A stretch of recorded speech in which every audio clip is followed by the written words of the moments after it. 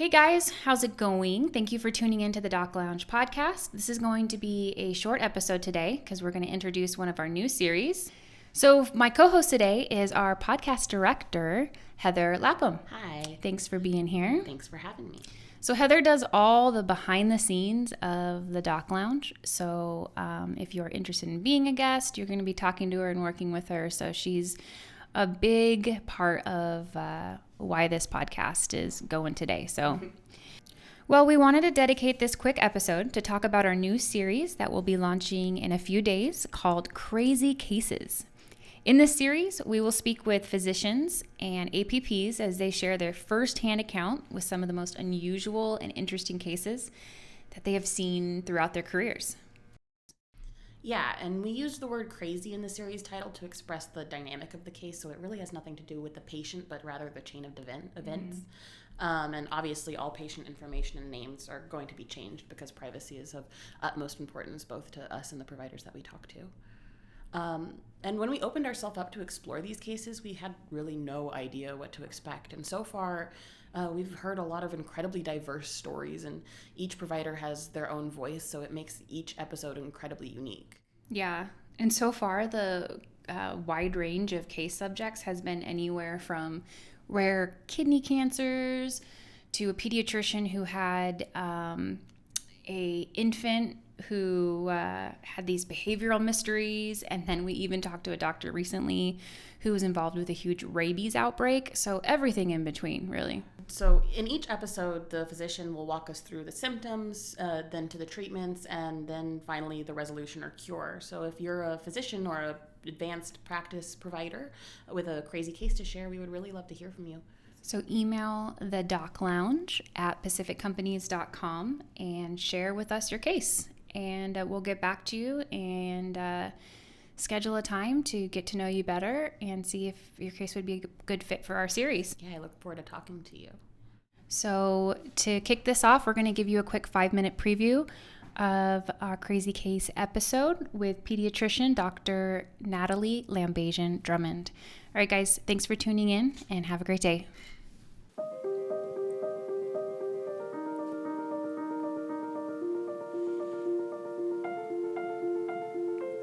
Welcome to the Doc Lounge podcast, Crazy Cases series. In this series, we will explore some of the most unusual and interesting cases medicine has ever seen. We will speak with providers of all specialties from all over the nation. We will hear firsthand accounts from symptoms to treatments to cures. So sit back, relax, and let's explore some crazy cases. Today on Crazy Cases, we're talking to Dr. Natalie Lambajian Drummond, aka Dr. Natalie. Dr. Natalie's case involves a 1-year-old baby who was experiencing an unnatural and extreme irritability. And after many tests, Dr. Natalie and her team were at a loss and searching for answers. So let's hear firsthand how the case unfolds by Dr. Natalie herself. Thanks for joining us, Dr. Natalie. So let's start from the beginning. How was this patient presented to you, and what were the initial symptoms? What was going on? The reason I chose this case actually is because it highlights a couple of common pitfalls and obstacles that pediatricians face on a regular basis. So in this particular case, this was a child who was not known to me. He came to my clinic for a 1-year well child exam. And the child was not very cooperative, was very irritable, just like a lot of 1-year-olds who are in an environment that they are not familiar with. And I had no medical records. The mom had been lost to medical care because of problems with insurance coverage and employment. So there was really nothing, I had really nothing to go on.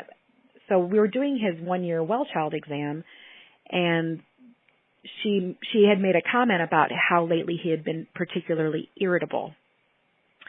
And he was cutting his 1-year molars, so, we talk about all the different things that could make a child irritable, and, just kind of went through everything. Everything checked out. He was obviously a very difficult exam because he wasn't very cooperative.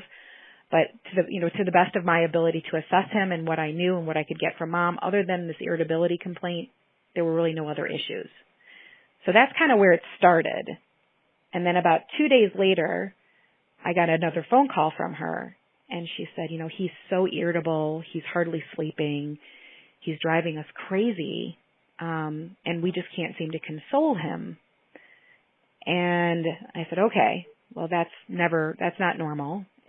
So we need to figure this out. And we talked about, had you given him the ibuprofen for his teeth, or, were there any other symptoms? Was he running a fever? All of these things. Is he pooping? Everything seemed to be checking out. So we brought him back in. He actually saw one of my nurse practitioners who could hardly examine him. But because of this irritability, we wanted to get some blood work, and we wanted to just take a look at a couple things. So we sent him to the emergency room. And in the emergency room, the ER doctor called us and told us the same thing that we were experiencing, which was that he couldn't even hardly get into the exam room without the child having a meltdown. So we said, well, let's just check we'll just get some basic lab work. We'll do a CBC, CMP. We'll check a urine, make sure, he was circumcised. We didn't think he had a UTI, but we checked it.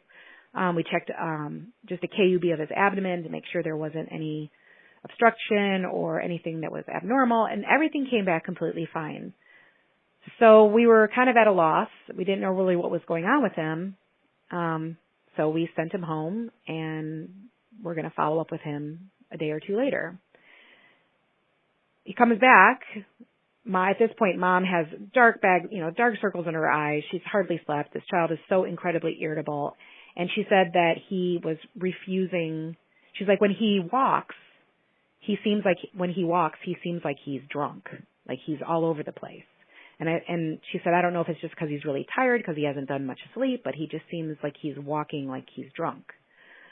So then, of course, I was like, okay, so you can't really check optic discs at this point. I'm trying to look for signs of like increased intracranial blood pressure. Couldn't really evaluate him for that. So I called the emergency room, kind of told them of this new development, and we decided we were going to do a CAT scan of his head just to make sure that he hadn't fallen, or, that there wasn't a space-occupying lesion that was growing. Mm-hmm. Sent him back to the emergency room, got the CAT scan. CAT scan was completely normal. But at that point, the child was was still so incredibly irritable. The ER doctor's like, what do you want me to do? I can't, in good conscience, send him home again after what we've gone through. So we put him in the hospital, and I thought, okay, well, maybe, the healing touch of my pediatric nurses will be able to get him to get a good night's sleep, and we'll have child life consult.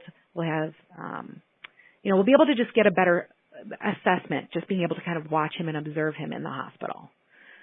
So that's what we did. And the nurses called me. I normally round very early in the morning. I'm usually at the hospital by about 5:30 or 6 in the morning. And they called me at 4 in the morning. They're like, he has not stopped screaming all night. They're like, we don't know what's going on. Can we give him a little something? Can we give him a little touch of Benadryl? Can we do something just to maybe calm him down? And, I'm asking the nurses on their assessment if they could get any localization of anything. And they're like, no, he just basically stands in his crib and screams, and he only wants to be held by his mother. So we didn't really know what we were doing. We didn't know what was going on. I consulted pediatric neurology. I got occupational therapy up there. I had ortho stop by. I'm like, is there a possibility? I'm like, I don't want to necessarily irradiate this child from head to toe, but I'm like, see if we can get another set of hands on him, another set of eyes, and everybody all these different specialties. I had surgery come in to take a look and see if they felt like he might have a surgical abdomen that maybe, or like an intussusception or something we were all at a loss. We didn't know what to do. All right, well, that was our quick sneak peek of one of our Crazy Cases episodes with Dr. Natalie Lambajian Drummond, board-certified pediatrician. If you want to hear how the case unfolds, check back next week when we launch our first couple episodes of the Crazy Cases series. Thank you guys for tuning in, and we're excited for you guys to check out this new series. Thank you for being loyal listeners. We appreciate all of you, and we hope you have a good day. Bye.